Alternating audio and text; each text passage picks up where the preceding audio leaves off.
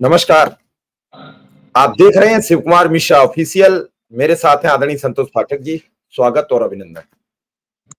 Shiv Kumar Mishra official YouTube platform के तमाम दर्शकों को नमस्कार, आभार। और आज हम वो खबर लेकर आए हैं जिस खबर का इंतजार दिल्ली दरबार को भी है और उत्तर प्रदेश में भी न जाने कितने मंत्रियों और विधायकों को इस बड़ी खबर का इंतजार है।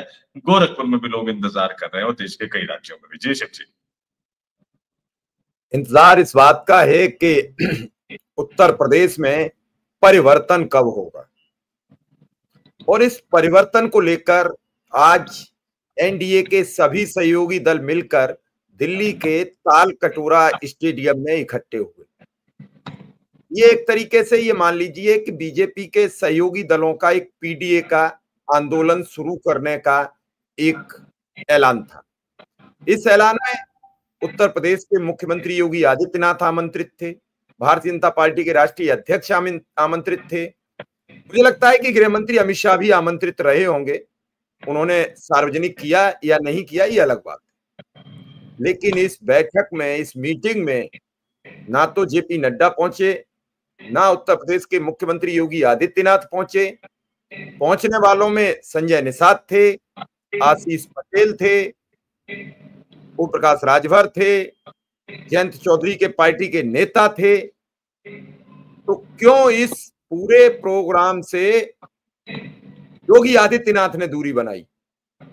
जेपी नड्डा ने तो यह कह के बात को खत्म कर दिया कि आज उपराष्ट्रपति पद का महत्वपूर्ण चुनाव चल रहा है, उसके लिए हम जगह जगह जा रहे हैं।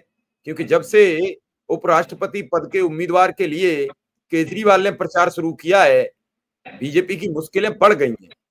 उन्हें लग रहा था कि केजरीवाल कांग्रेस से नाराज हैं तो वोट कहां ले जाएंगे, लेकिन अरविंद केजरीवाल ने उनके समर्थन का ऐलान कर, और उनके 2-3 साथी हैं वो उनसे अच्छी पटती है, जिनमें वीआरएस है, जिनमें जगन है, उन सबसे संपर्क करना शुरू कर दिया केजरीवाल ने। और अगर ये सब हुआ तो जेपी नड्डा तो ये कह के अपनी बात को घुमा गए, क्योंकि बीजेपी के एक सांसद के आवास पर आज उनका एक प्रोग्राम है। लेकिन योगी आदित्यनाथ क्यों नहीं गए? सुनने में तो ये आता है कि निषाद हो, ओम प्रकाश राजभर हो, अनुप्रिया पटेल हो या जयंत चौधरी हो, ये ओडिशा के खेमे के लोग बताए जाते हैं। योगी आदित्यनाथ का अपना अलग खेमा है। अब उनके पीछे कई चीजें पड़ी हैं, जैसे कल उनकी मंच पर कलराज मिश्रा का नाराज हो जाना, शाम तक उनके सबसे खास मंत्री कहे जाने वाले स्वतंत्र देव का एक लेटर वायरल हो जाना। तो मुश्किलें लगातार बढ़ रही हैं।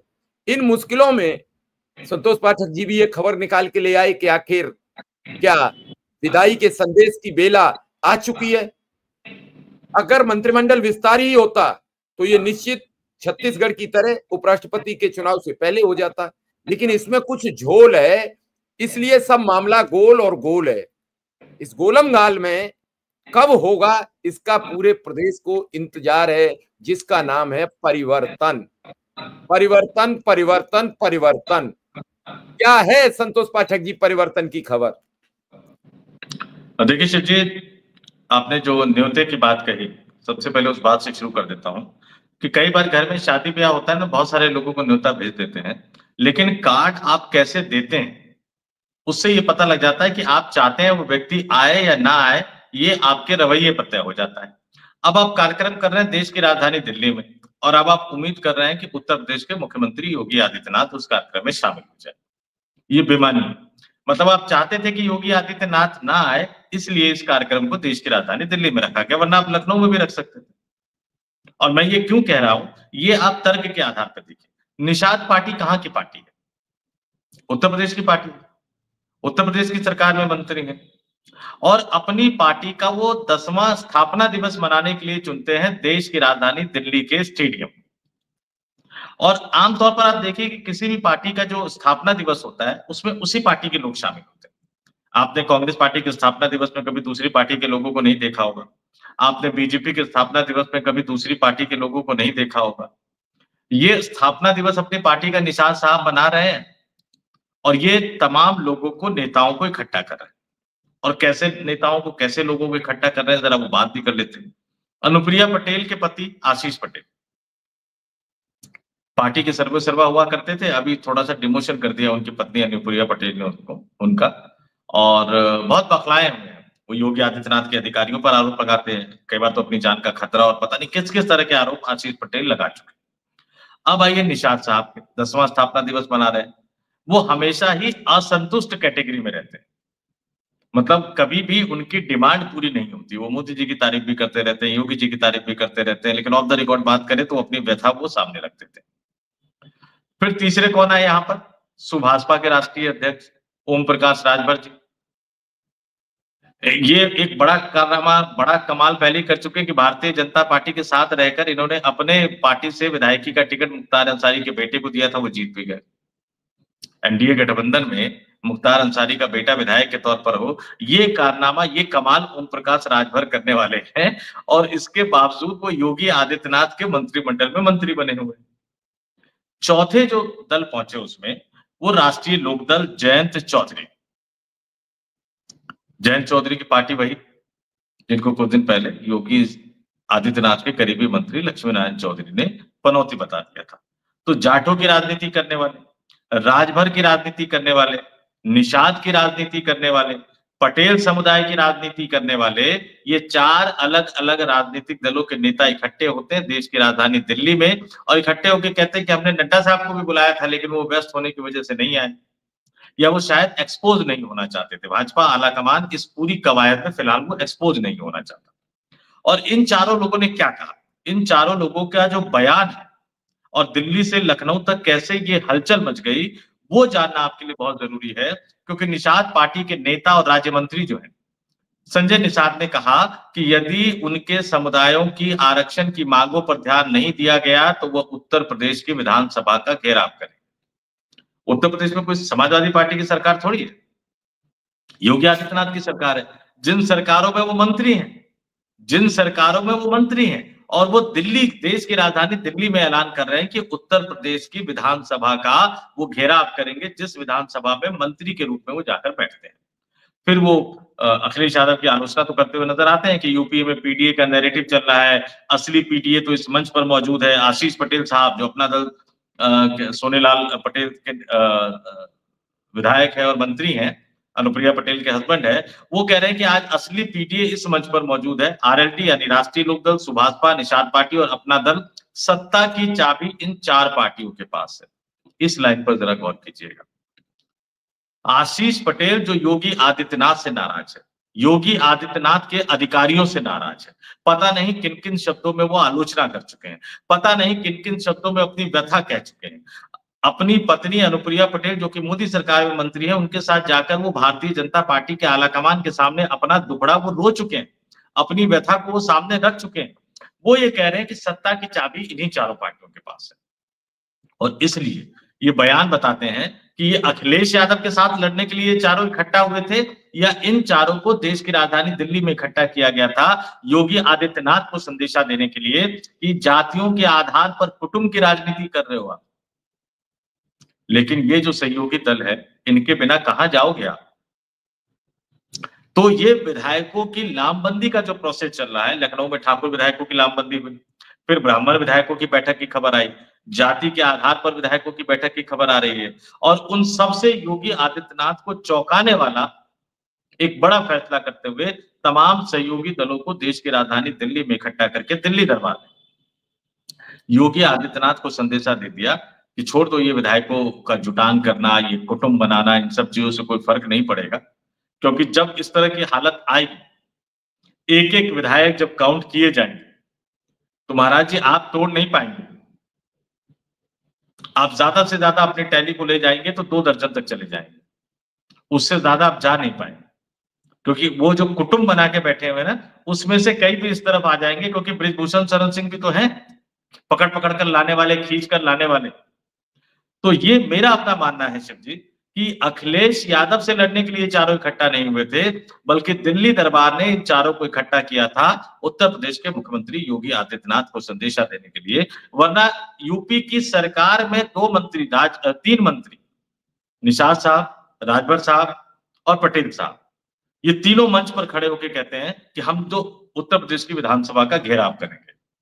इससे आप समझ लीजिए कि वो सीधे सीधे योगी आदित्यनाथ की क्षमता पर, कार्यकुशलता पर, दक्षता पर, मुख्यमंत्री पर सवाल उठा रहे हैं। संतोष जी, आपको याद होगा कि भाजपा के एक सबसे बड़े नेता उत्तर प्रदेश के हुआ करते थे कल्याण सिंह जी, जिनकी कल पुण्यतिथि थी। जब वो भारतीय जनता पार्टी से अलग हुए थे तो उनके साथ जाने वाले विधायकों की संख्या सिर्फ 3 थी। उनका अपना वर्चस्व हुआ करता था उत्तर प्रदेश में। टोटल विधान परिषद के सदस्य मिलाकर वो 1 दर्जन नहीं पहुंचे थे, आधा दर्जन भी होना बहुत मुश्किल हो रहा था। जिनके काम के चिराग जलते थे उत्तर प्रदेश में, जिनके नाम से उत्तर प्रदेश की भारतीय जनता पार्टी चलती थी, जब वो अलग हुए और मुलायम सिंह जी के साथ एक प्रेस कॉन्फ्रेंस की तो उसमें उन्होंने कहा था कि इस भाजपा को हमने पैदा किया और इस भाजपा को हम ही खत्म करेंगे।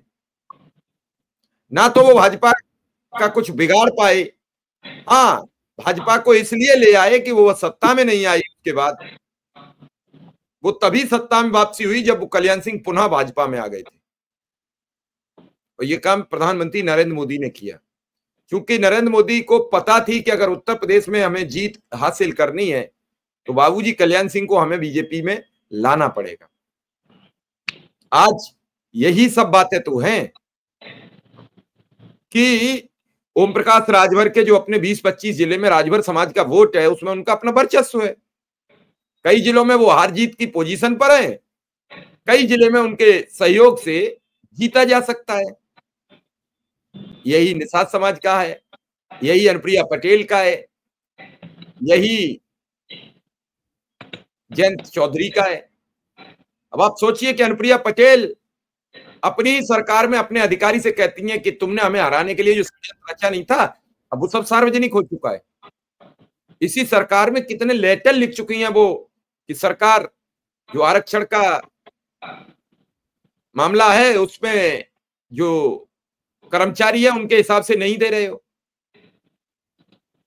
69,000 भर्ती को लेकर ओम प्रकाश राजभर मुख्यमंत्री से मिल चुके, संजय निषाद मिल चुके, आशीष पटेल कई बार मिल चुके, अनुप्रिया पटेल मिल चुकी, आज तक निर्णय सामने नहीं आ पाया। अब धीरे धीरे जो सोशल मीडिया का नशा था वो कमजोर हो रहा है और अब सच लोग खोज रहे हैं, अब लोगों को सच पता लगेगा। तो अनुप्रिया पटेल हो या संजय निषाद हो, सबको ये लग रहा है कि अगर हम सिस्टमैटिक हमने विरोध शुरू नहीं किया तो हम अपने समाज को क्या बताएंगे। ये बताएंगे कि तुम्हारा वोट लेकर हम मंत्री बन जाते हैं, उसके बाद तुम्हें भूल जाते हैं, तुम्हारे लिए काम नहीं करते। तो इन सब चीजों को लेकर इनमें नाराजगी है। अब नाराजगी यूपी की सरजमी पर दिखा नहीं सकते थे तो रास्ता दिल्ली का चुना गया। दिल्ली में आए तो मुख्यमंत्री नहीं आए, क्योंकि मुख्यमंत्री और दिल्ली वालों की नहीं पड़ती है। अब यूपी के लोगों की बैठक थी तो दिल्ली वालों की यूपी वालों से नहीं पड़ती है तो वो नहीं आए। बहरहाल कोई नहीं आया। या फिर दूसरा इसमें एक और रीजन है, भारतीय जनता पार्टी भी अपना पीडीए बनाना चाहती है। अगर सहयोगी दलों के पीडीए के फेवर में चली गई तो अपना पीडीए कैसे जनरेट कर पाएगी। अपना पीडीए जनरेट करने के लिए कल उन्होंने प्रदेश के सभी पिछड़े वर्ग के नेता, दलित वर्ग के नेता सब इकट्ठे किए अलीगढ़ में। कलराज मिश्रा वहां भी बिगड़ गए। तो कुल मिला के दोनों तरफ से ये एक जंग का ऐलान है कि तेरे से मेरे अगार दमदार और बेड़ा पार। बेड़ा किसका होगा पार, ये इंतजार करना पड़ेगा। योगी आदित्यनाथ का, प्रधानमंत्री नरेंद्र मोदी का, दोनों इस समय एक सिचुएशन में फंसे हुए हैं। दोनों के पद खतरे में। जब कद और पद दोनों खतरे में आ जाएं तो समझो कोई घंटी बाज रही है। इस बजती हुई घंटी का परिणाम कब आएगा नहीं कह सकता, लेकिन घंटी लगातार बज रही है। उपराष्ट्रपति पद के चुनाव में कान खड़े हो गए, देखना है। लेकिन इसके बाद एक बात तो साफ दिख रही है कि यूपी में सब कुछ ठीक नहीं है। मैं बार बार कह रहा हूं, यूपी में सब कुछ ठीक नहीं है। जो पारदर्शिता की बात करते थे, अब तो बेटे के लिए भी वीआईपी व्यवस्था के लिए लेटर लिख रहे हैं। जो पारदर्शिता की बात करते थे, भ्रष्टाचार के आकंठ में इतने डूब गए हैं कि सांस लेना मुश्किल है। जिन अधिकारियों की पूरी सरकार बचाव करती थी, उनके खिलाफ ईडी जांच कर रही है, तो सच क्या है? जल शक्ति मंत्रालय का हाल क्या है? बिजली विभाग का हाल क्या है? पीडब्ल्यूडी का हाल क्या है? घर में नहीं है दाने और अम्मा चली मुनाने, राजभर और निषाद और लेके आ गए सब चने दिल्ली में। अब चबे नहीं जा रहे हैं, चबने वाले आए नहीं, वो ज्यादा ले आए, वो इस हिसाब से लाए। मुख्यमंत्री जी भी आएंगे, जेपी नड्डा भी आएंगे, तो कुछ ज्यादा चने ले चलो। अरे निषाद जी, अरे राजभर जी, अरे अनुप्रिया पटेल और जयंत चौधरी जी, अभी चुनाव कहाँ है? चुनाव के नजदीक आते पिछड़े नेताओं की चिंता होगी। चुनाव तो जरा पास आने दो, वक्त तो जरा नजदीक आने दो, पहले से क्यों? तो कुल मिला के संतोष पाठक जी, मेरा आपसे सवाल है कि इस चौगुड़ा से ये तिगड़ी तो रही नहीं, अब ये चौगुड़ा हो गया। अनुप्रिया, निषाद, राजभर, जयंत चौधरी, तो ये चौगुड़ा कुछ बिगाड़ पाएगा भाजपा का? या फिर इनमें से संजय निषाद की बात चली कि वो सपा से बैठक हो चुकी है उनकी, रामगोपाल से भी मुलाकात हुई, तो क्या ये मुलाकातों का सिलसिला बदलेगा या फिर कुछ इसमें सच आएगा निकल के? देखिए, बड़ी दिलचस्प चीज है। 2-3 चीजें मैं रख देता हूं आपके सामने। आपने बीजेपी के इतिहास की बात कही, थोड़ा सा दर्शकों को बताना जरूरी है। भारतीय जनता पार्टी में एक जमाने में सबसे ताकतवर नेता हुआ करते थे बलराज महतो, और मुझे जहां याद आ रहा है, जहां तक कि लोकसभा चुनाव में सबसे बड़ी जीत पहली बार भारतीय जनसंघ को मिली थी, तो तब मिली थी जब बलराज महतो भारतीय जनसंघ के अध्यक्ष हुआ करते थे। पार्टी से विदाई हुई उनकी और उनका राजनीतिक करियर पूरी तरह से खत्म हो गया। भारतीय जनसंघ अटल बिहारी वाजपेयी और लालकृष्ण आडवाणी के कब्जे में आ गया। उसके बाद हमने देखा कल्याण सिंह कि किस तरह से लड़ाई हुई अटल बिहारी वाजपेयी से, और उसके बाद कल्याण सिंह को पार्टी छोड़कर जाना पड़ा। कल्याण सिंह के साथ कोई नहीं गया, जितने आपने नंबर बताए वो नगण्य थे। तीसरा किस्सा, दिल्ली में भारतीय जनता पार्टी का पर्यायवाची जो नेता माना जाया करते थे, एक ही नेता थे, मदन लाल खुराना। दिल्ली में भाजपा मतलब मदन लाल खुराना। जब दिल्ली में पहली बार सरकार बनी तो मदन लाल खुराना मुख्यमंत्री बने, फिर हवाला डायरी में नाम आया, आडवाणी ने इस्तीफा दिया संसद से, उन्हें भी दिल्ली के मुख्यमंत्री पद से इस्तीफा देना पड़ा। वो भी बीच में पार्टी छोड़कर गए और उन्होंने लालकृष्ण आडवाणी पे कई तरह के गंभीर आरोप, लेकिन कोई उनके साथ नहीं गया। फिर वापस उनको पार्टी में आना पड़ा, कल्याण सिंह को भी वापस पार्टी में आना पड़ा। दोनों आगे चलकर राज्यपाल भी बनाए गए अलग अलग राज्यों के। तो बीजेपी से छोड़कर जाने वाले नेताओं ने अभी तक कोई कामयाबी हासिल नहीं की, ये बात तो तय है। तो अब योगी आदित्यनाथ के आसपास के जितने लोग उनको बताते होंगे ना कि महाराज जी आप ही के जलवे से महाराष्ट्र जीते, आप ही के जलवे से हरियाणा जीते, आप ही के जलवे से मध्य प्रदेश जीते, राजस्थान जीते, छत्तीसगढ़ जीते, ऐसे तमाम लोग जो उनको चढ़ाते रहते हैं, तो महाराज जी को थोड़ा सा विश्लेषण कर लेना चाहिए। उनके साथ पुराने मठ के उनके करीबी जो राय साहब हैं, उनको भी थोड़ा सा विश्लेषण करके महाराज जी को बताना चाहिए कि जो जो गया फिर वो चला ही गया।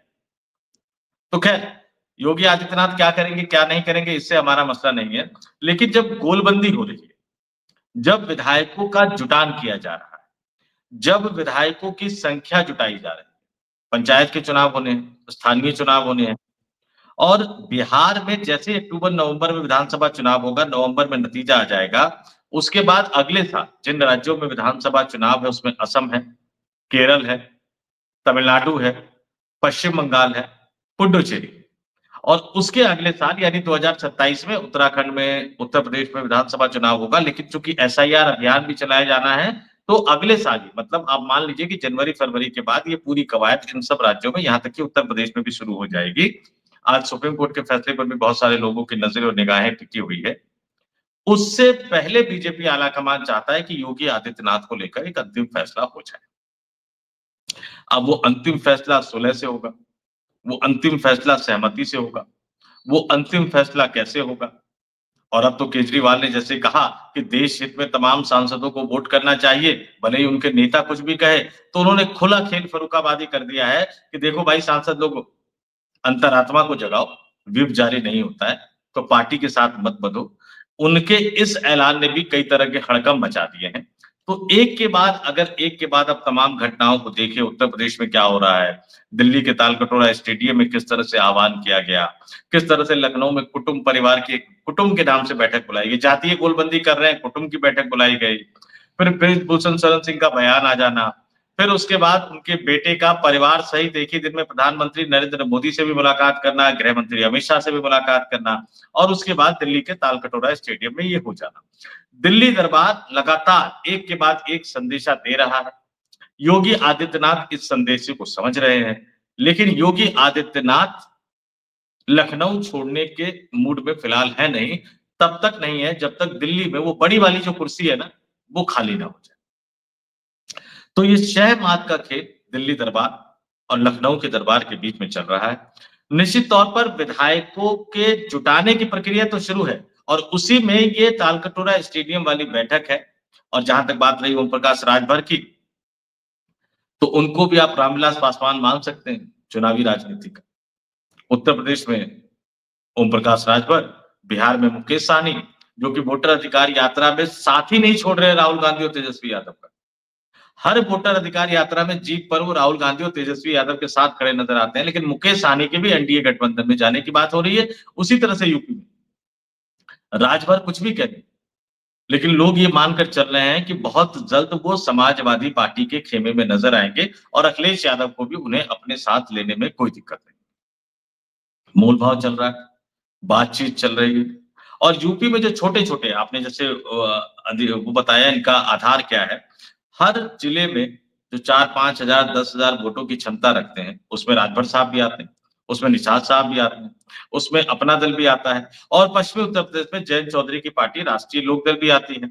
कुछ जिलों में आप मान सकते हैं कि चंद्रशेखर, जो कि सांसद है अपनी पार्टी के, आजाद समाज पार्टी कांचीराम के, उनका भी अपना प्रभाव है। तो इन छोटे छोटे राजनीतिक दलों की अपनी एक महत्वपूर्ण भूमिका है। भारतीय जनता पार्टी ने 2014 के लोकसभा चुनाव में इसको कैश किया, 2019 के लोकसभा चुनाव में इसको कैश किया, 2017 के विधानसभा चुनाव में, 2022 के विधानसभा चुनाव में इसको इनकैश किया, लेकिन 24 के लोकसभा चुनाव में अखिलेश यादव इस फॉर्मूले को समझ गए, और उन्होंने फिर अपने आधार पर जातियों की गोलबंदी की, जिसका खामियाजा भारतीय जनता पार्टी को भुगतना पड़ा। अब उसमें कितने योगी जिम्मेदार हैं, कितने बीजेपी के अंदर चल रही लड़ाई जिम्मेदार है। आला कमान बीजेपी के कई आला नेता मानते हैं कि योगी आदित्यनाथ की वजह से बीजेपी को चुनाव में, लोकसभा चुनाव में हार का सामना करना पड़ा। लेकिन अखिलेश यादव ने जिस फॉर्मूले को सफलतापूर्वक अपनाकर लोकसभा चुनाव में मात दी, उसी फॉर्मूले को एक नए तरीके से सामने लाकर, उसी फॉर्मूले को एक नए तरीके से आजमाकर गुजराती लॉबी जो है वो योगी आदित्यनाथ साहब को संदेशा दे रही है कि बहुत हो गया हुजूर, छोड़ दीजिए, आ जाइए लखनऊ। लखनऊ का मौसम थोड़ा सा ज्यादा अच्छा है, और लखनऊ से भी गोरखपुर की कोई बहुत ज्यादा दूरी तो है नहीं, क्योंकि आपको जो बनाया जाएगा उसमें आपको डिफेंस का हेलीकॉप्टर मिलेगा और डिफेंस का चॉपर मिलेगा, तो आप आराम से दिल्ली से गोरखपुर, गोरखपुर से दिल्ली कर सकते हैं। जी सर जी।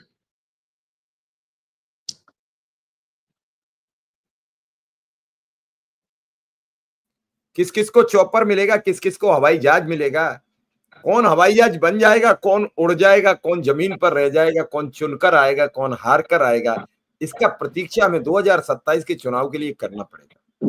पद आते हैं, पद जाते हैं, कहीं ये पूरी एकता की कवायद मंत्रिमंडल विस्तार से पहले तो नहीं है, किसी के पद खतरे में तो नहीं है, किसी का कद खतरे में तो नहीं है, किसी का विभाग खतरे में तो नहीं है। लगातार विभागों की परफॉर्मेंस जांच होती है।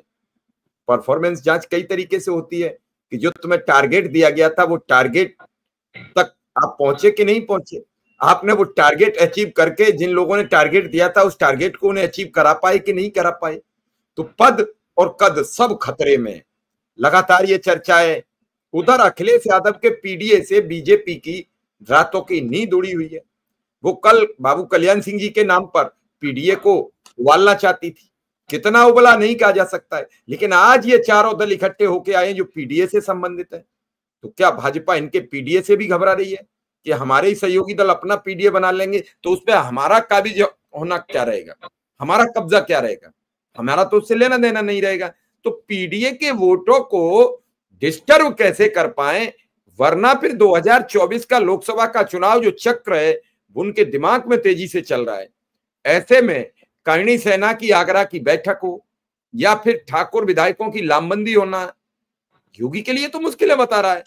और उनके इस पूरे कारनामे से केंद्र नाराज होता चला जा रहा है कि अभी भी हम बार बार जाति गोलबंदी खत्म करने की बात करते हैं और आपके यहां से शुरू हो रही है। तो इन सब बातों पर प्रतीक्षा करनी पड़ेगी और समझना पड़ेगा कि चला चली और विदाई की बेला आ गई है या फिर कोई और खेल क्या है, इसको समझने के लिए हमें इंतजार करना पड़ेगा। फिलहाल संतोष सर, आपका बहुत बहुत आभार, बहुत बहुत धन्यवाद। तमाम दर्शकों को नमस्कार और बहुत बहुत आभार।